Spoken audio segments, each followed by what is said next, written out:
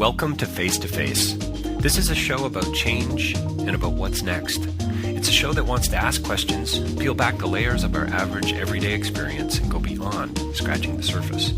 We interview amazing people with incredible ideas and stories who have done wild, weird, and wonderful things. Remember that imagination shared creates collaboration, and collaboration creates community, and community inspires social change.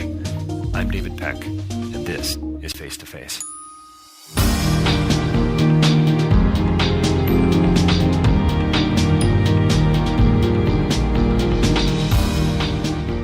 So my next interview is with Pamela Hawley. She's the CEO and founder of an organization called Universal Giving. You can check them out online, universalgiving.org. I hope you do that. She's also the writer of a blog. She's a blogger, and she writes Living and Giving is the title of her blog, where she talks more about leadership and about this whole idea of being a servant, which comes up in our interview. She talks a lot about finding your calling, and about what it means to listen, and about rolling up your sleeves and getting involved, and about how we all shouldn't walk by our own story, which I think is a really interesting notion. We talk about a redefinition of philanthropy, actually, in a way, and we talk about social entrepreneurship and corporate social responsibility. So you're going to need to check this interview out for sure. Pamela is, as I said, the founder and CEO of Universal Giving. I think you're going to be really interested by not only the organization, but her story as well. And don't forget to check out davidpecklive.com for more information about podcasts. We're now close to over 210 interviews, I think, online. If you're looking to book me to speak at an event coming up soon, please get in touch with me through my website. And of course, my book, Real Change is Incremental, is available. And our guest, Pamela Hawley, is coming right up. Stay tuned. Well, welcome to Face to Face. We're joined by another very special guest today. Pamela Hawley is here with us. She's the founder and CEO of Universal Giving, and we're about to find out what that exactly means. Pamela, thank you so much for your time today. Thank you so much for having us. So tell me a little bit about. Obviously, I want to hear more about you and about why you do what you do. But why don't you give us a quick overview as founder and CEO of Universal Giving, or I guess UG? Tell us a little bit more about your organization. Well, we're excited to be a social entrepreneurship organization. We are a nonprofit, but we have two services, and this is important in social entrepreneurship: to be able to have a free service and to be able to generate revenue. So Universal Giving's website is like a match.com for volunteers and donors. People can come in and decide if they want to volunteer in Tanzania and find opportunities, or they can decide that they want to give to help stop a flood or the damage from a flood in Haiti.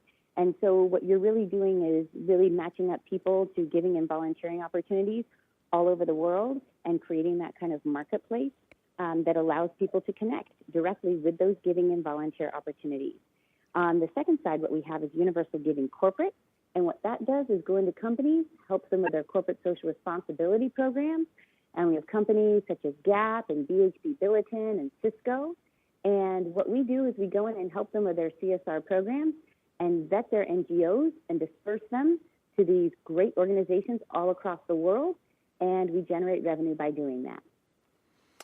So, boy, just in that little blurb alone, I've got so many questions for you. I want to ask you about CSR and so many different things. But so basically what you're trying to do is you're trying to sort of connect individuals more with, would you say, areas of concern for them individually, or maybe as families, or maybe as companies. Is that a fair sort of assessment? Yeah, so for individuals, if you want to volunteer or if you want to donate, you can connect on Universal Giving's public website and connect up with one of our trusted NGO partners anywhere in the world. And so do you basically, you are sort of vetting those organizations, you come alongside them. How involved do you get with the NGOs around the world that you highlight on your site? We get very involved with them. We think it's important. We vet each one of them with a 24-stage quality model. This is a model that I came up with after volunteering and giving all over the world, and I saw organizations that were of absolute excellence, and then I saw other ones that were just, not competent or didn't have enough resources or even fraud. And so we came up with a 6-stage quality model. Now we have 24 stages, and we're very involved with our NGO partners. We promote them all the time. We have case studies on them. and we get to know them just like a venture capitalist would get to know their project or their deal. They don't want to just put money into it. They want to know who the people are. So we know our NGO leaders, and we love them, and we love to promote them and help them. So do you yourself personally spend much time on the ground alongside of these organizations, or you've got other people doing that, or do you find a way to stay really connected, I guess, to the boots on the ground kind of an approach? Yeah, I think that, I certainly did do a lot of that early on in my career. I was all over the world, and it wasn't even my career. It was just a calling. It was what was right for me to do in my life, whether it was associated with the work or not. So I've been, on the ground a lot. I think a lot of our work does take place via Skype, and we don't, it's not really something that you can fund having, tons and thousands of people all on the ground, but we are very connected with a lot of the local leaders, a lot of the local government officials, the cultures, all of that. And we stay very connected, via technology, and where we can, we meet them on the ground. We do also have quarterly With the World Live sessions in the Universal Giving Office, and that's where we bring in NGO leaders from all over the world. Our last one was about the Armenian genocide in 1915, and we brought in experts from there, and they went over about how their 4 grandparents had survived that genocide with Turkey in 1915. And so, to really hear those stories on the ground is absolutely important to the soul of our organization. I would think so. Yeah, it keeps you connected in so many ways, right? It keeps you so much more relevant and connected to impact and efficacy and all those things. Tell me, so I've read your bio, and you talk about an experience at 12, and I've had, I think, I don't know yet, but I think I've had a few of those experiences along the way, and it's part of the reason why I do what I do. And I'd love to hear a little bit more about that, because I think a lot of us do, Pamela, have those kinds of experiences, but some people turn them into something else, and some people don't. And I'm always kind of fascinated by that. What is it that drives somebody one way and somebody another?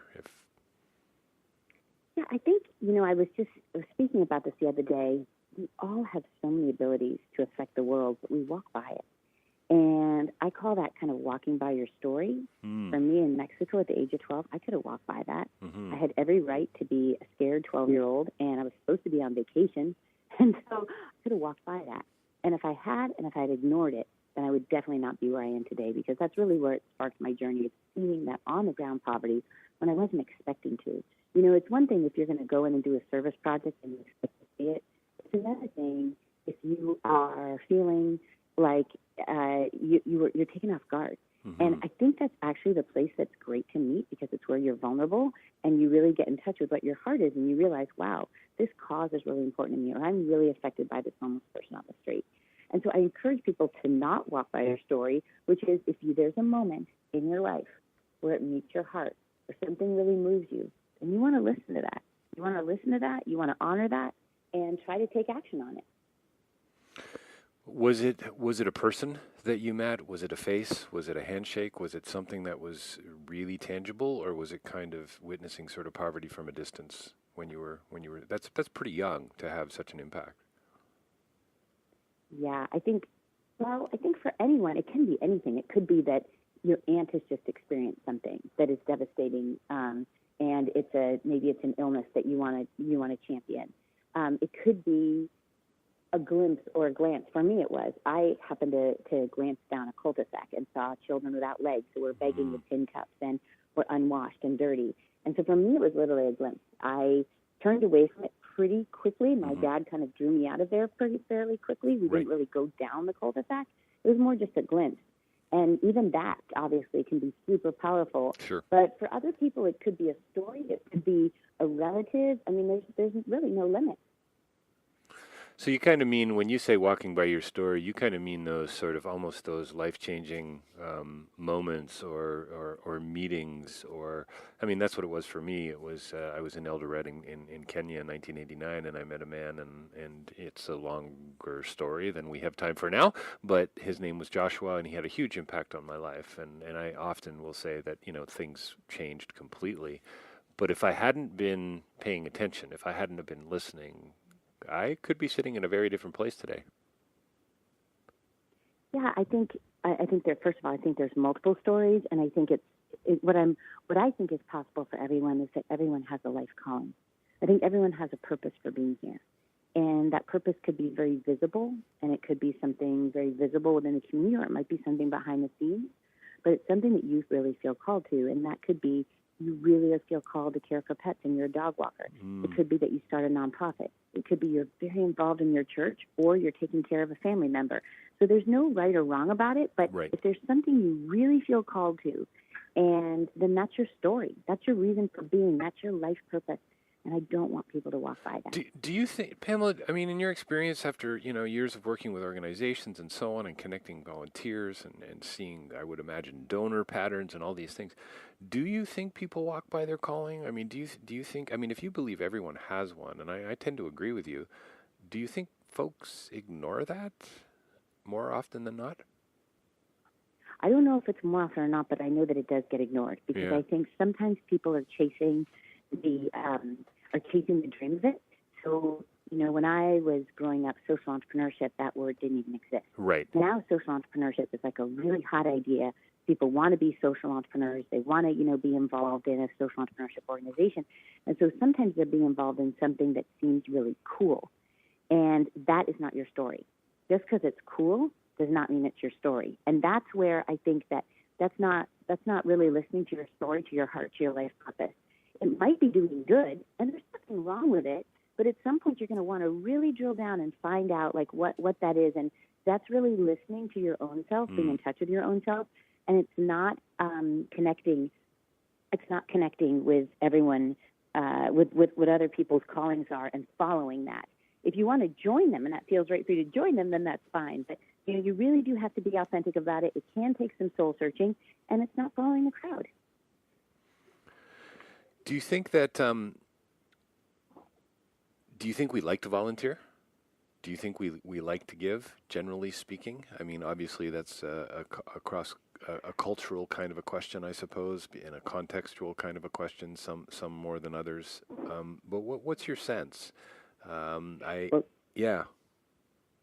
Definitely in the U.S., we have that in our DNA. I mean, I think that what was interesting is that the U.K. at the beginning sent all the kind of ragamuffins and like prisoners who had just been released to America. That's exactly who kind of came over at the beginning, and also with Australia.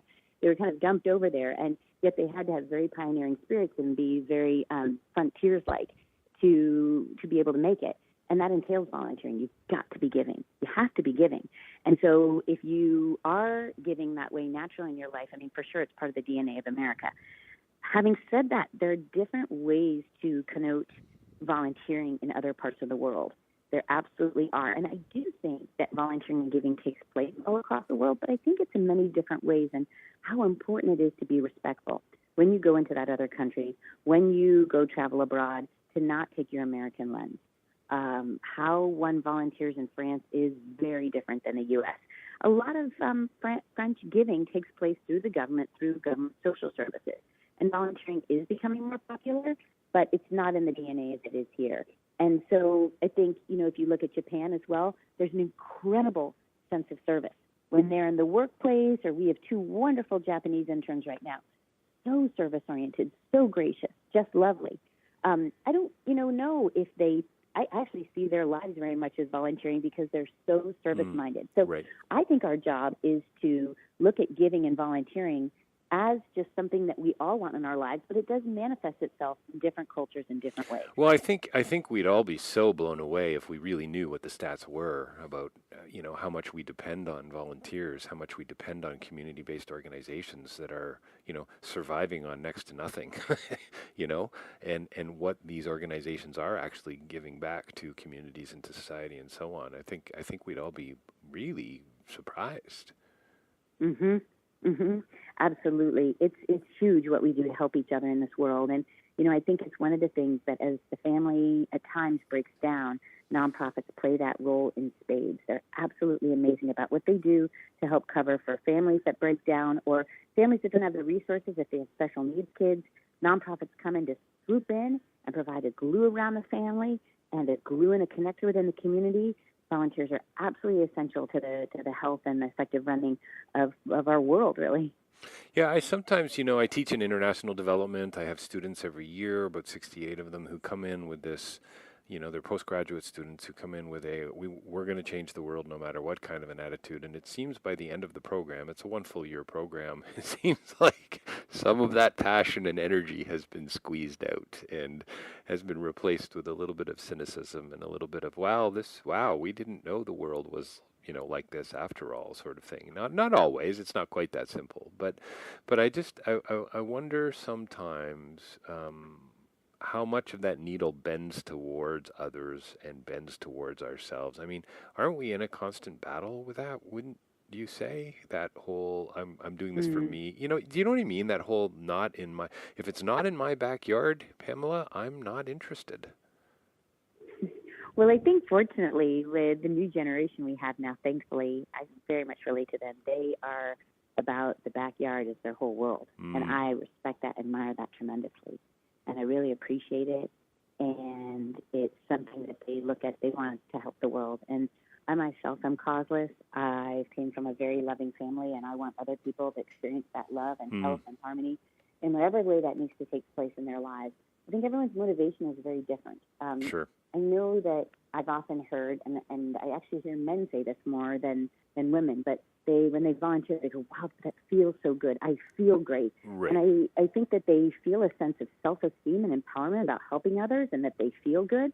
And I wonder about that. I wonder, wow, did they not feel good when they were in business, or did they not feel good in other areas? Whereas I think that women are predisposed to giving more often within their families. Maybe they're used to giving, and so when they give and volunteer, maybe it's a similar feeling.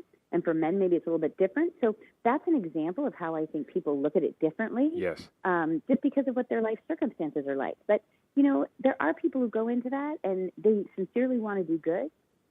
And what you have to couple that with is a sincere intent to listen to the people on the ground and to persevere. And I think that most people come in with all this go-getterism and all this gung-ho-ness, and that's lovely.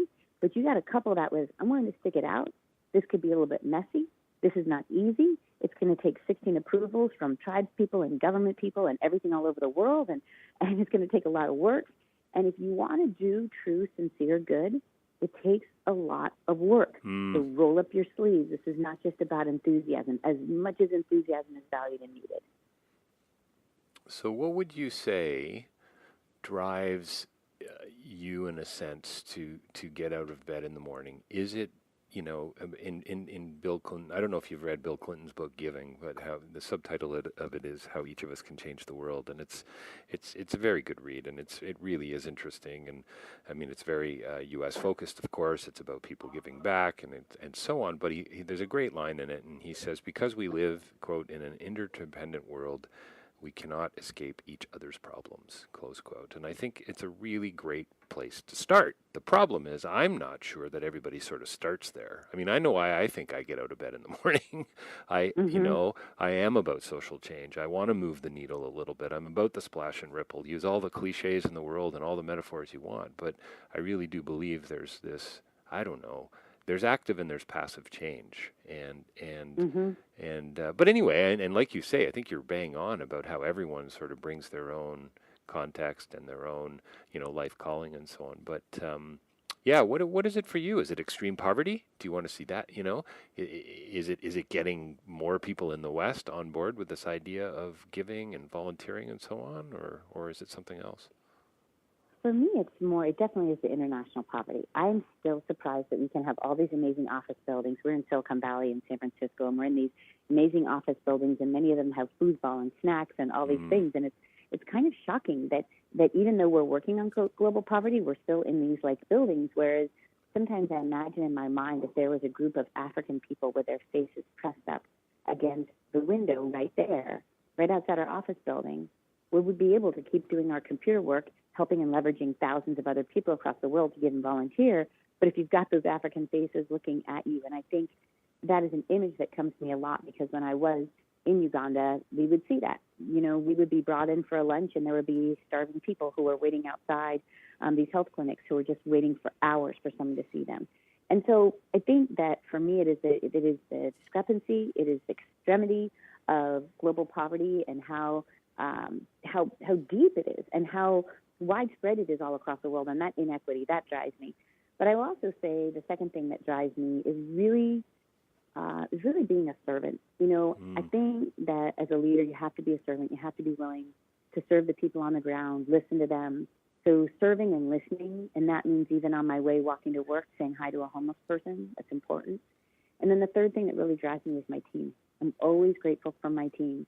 And I always am. There are team members that just shine and are brilliant. And I had even an intern this summer, Allie, and she's 19 from Northwestern. And she was so positive and such a great executor. And we just had a great partnership.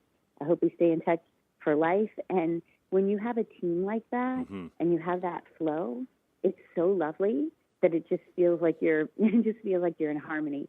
So I am always grateful for my team as well. So for me, it's extremity of poverty. It's that service-mindedness throughout every part of your life, and it's my team. Yeah, no, that's great. I mean, I love the way you root it all in a sense of community. It's not just your coworkers, but this is a group of people that you commiserate with, that you hang out with, that your team. I would imagine there's a level of intimacy there that speaks volumes to not only your DNA, but also to the work that you guys do. Yeah, I mean, I think that is the gap closing, do you think, this extreme part? I mean, I'm just back from Southeast Asia. I'm just back from Cambodia.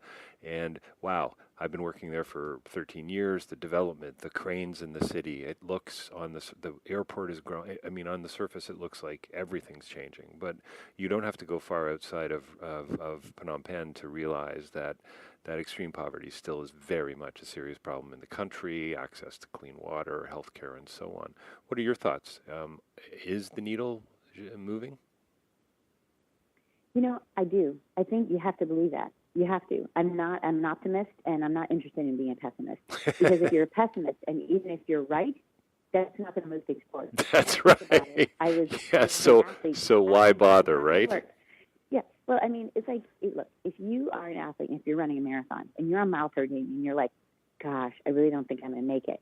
Or if you're on mile 13, and you say, gosh, this is tough, and I'm going to keep trying. Or if you're on mile 13 and you say, I know I've trained, I know I'm going to keep this positive attitude, I'm not going to be listening to my body, I'm going to be listening to my spirit, to my mind, I'm going to make my goal. Those are three very different attitudes and lenses, right?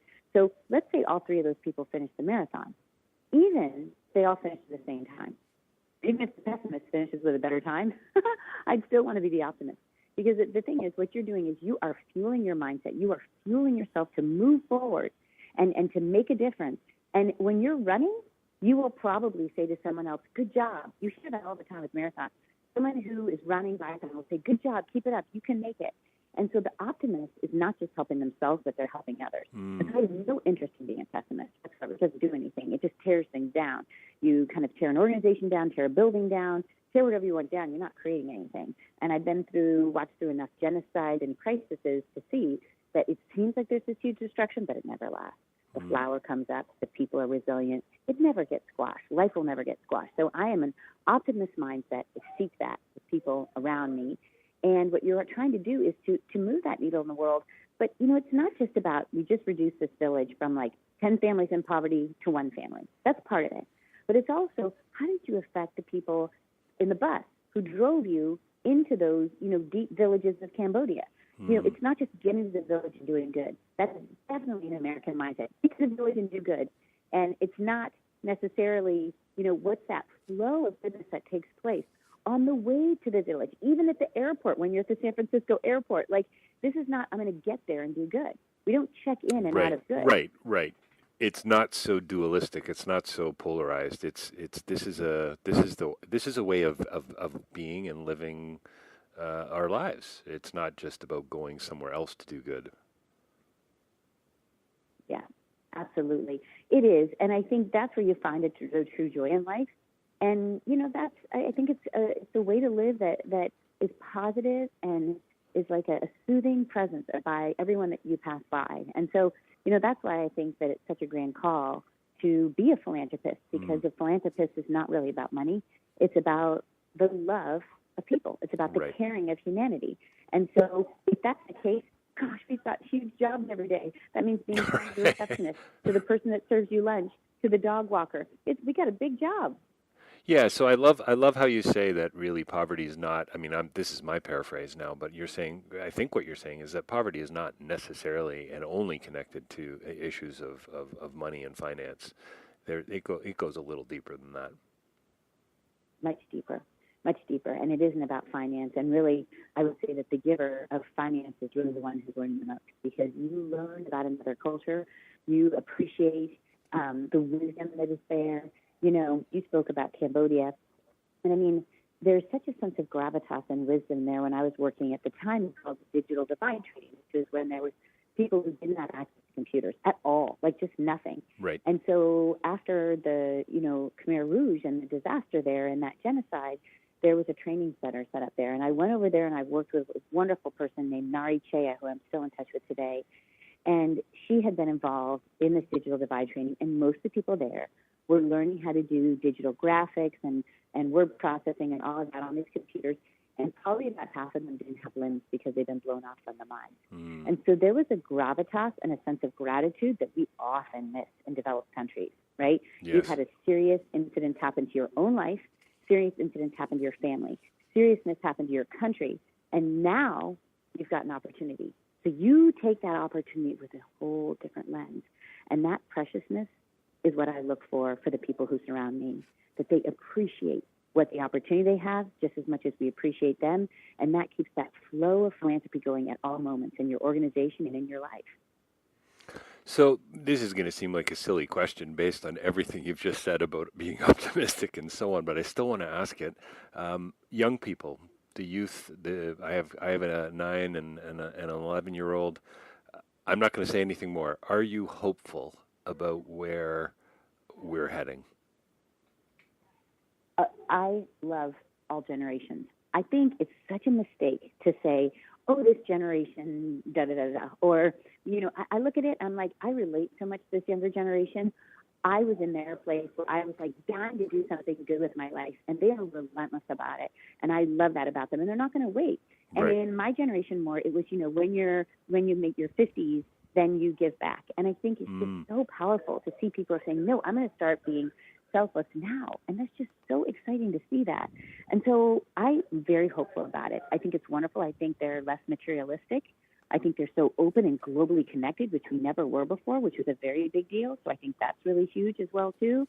So the fact that they're globally oriented, service-minded, very, very connected, are going to make them very, very powerful individuals in the world. My hope is what I see happen this generation is that they are not accepting of a divide. And we have a huge material divide in wealth between people and poverty. So like between people in wealth and people in poverty. And I hope that this generation can make a dent in that, because they won't all be seeking, venture capitalist, investment banker status. They're going to be seeking to serve.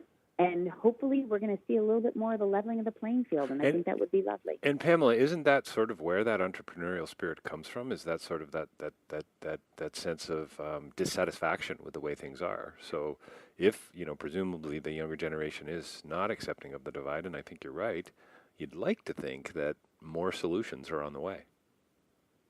Yes, they absolutely are solution-oriented, and they're thinking about it, and they're using the technology and the globe to do it.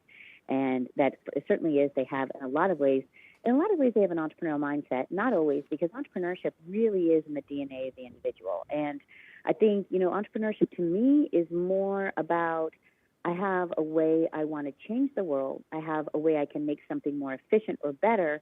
That's not necessarily about philanthropy, though. I mean, you could be making an iPhone that's more efficient, and that's not right or wrong. That could be exciting. Sure. But entrepreneurship more to me is about how can I make the world more efficient or bring forth a product that is new. And so that's a little bit of a different view from my perspective. So then tell me what a social entrepreneur, or have you even, there's a new term that's being tossed around of the last couple of years, have you heard the term innerpreneur? Yes, sure. Entrepreneur. Yeah. No, inner, INNER, like, okay. as if there's, it's almost, and I'm not even sure where I land on the distinction. I'm not sure that it's actually taking hold either, but I think the idea is that maybe from what your perspective, this idea of, being a servant leader, grounding it in a sense of love for others and a concern for others. I think from my perspective, that would be more inner unwashedpreneurship versus entrepreneurship. So yes, you want Absolutely. yeah, because I think this idea of social entrepreneurship and social enterprise as well is so new still that in some ways that we're still trying to figure it out. Yeah, I think we are. I do think that a strong definition for social entrepreneurship is you're offering something for free that can go to the world, like universal giving. People are giving and volunteering. 100% goes to the cause. You don't take a cut in the donation. And then you've got a paid service, universal giving corporate, that generates revenue. So social entrepreneurs, you could be for-profit, non-profit, a hybrid, but you've got free service helping the world, and you're also generating revenue. So I do think that social entrepreneurship in its highest level is defined. And we should drive towards that because we want to have higher standards for the services and the good we're providing for the world. So we're probably going to have to wrap it up here fairly soon, Pamela, and I'd love to keep chatting more. But I do want to, before we wrap up, I'd love to ask you a little bit about the corporate side of the work that you guys do, the CSR programs and so on. Are we in a good place there? It sounds like from your perspective, we certainly are, that more companies are in tune with this idea of what it means to be, responsible global citizens and responsible corporate citizens. But what's your sense about what's happening in that landscape? I love what's happening in corporate social responsibility. I'd say 20 years ago, it was a little bit more of, I'll do it, maybe. Right. And I think now companies are realizing that there's business imperatives behind it. It is going to give me positive brand shine. My employees will stay with me longer. My employees feel good about my company. Entry-level employees, seriously, many times just won't join a company unless you have something like that. Right. And so they realize that, boy, they better have it. However, having said that, once you do start volunteering and giving, it absolutely does affect your heart. It does. And it affects your heart. And what happens is you get this amazing sense of warmth and positivity. You want to keep doing it more and more. And so a driver for people understanding that it's not just about, I have to do this as a company. When people start to do it more and more, they feel like they want to do it more and more. So I think it's very legitimate. I think it's business legitimate, and I also think it's becoming internal legitimate.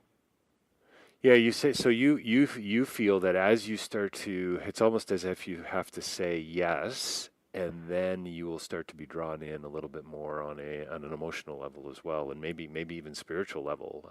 There'll be a sense of connectedness to not only the people but to the issues in a much more what's the word I can use here? Comprehensive, maybe, or a holistic way. Yeah, I don't think you can go in and serve at a homeless shelter and do that, 3 times a year, and not think about some story or not connect with a person's eyes who are bloodshot across the table from yours, or not look at the homeless person as you serve them a meal. Somehow, it kind of at the beginning of the podcast, which is maybe you're gonna find your story and you weren't planning on it. Maybe you're the CEO of a company and you go in and you serve a meal and you actually take a moment to be affected, looking in that person's eyes, seeing their wrinkled hands and their dirty fingernails and the sense of homelessness that they've been living in. And it's kind of hard to turn away from that. And it's hard to turn away from it if you have a family. It's hard to turn away from if you have younger children in your life. You don't want that to be their lives moving forward. So I think what happens is that when we're exposed to that and our heart opens to it more and we're more receptive to being more compassionate individuals, doesn't necessarily mean that someone all of a sudden becomes an Uber volunteer, right, but they definitely become more compassionate and more loving around them. Well, how can it not change you in some way, right? Right. Yeah.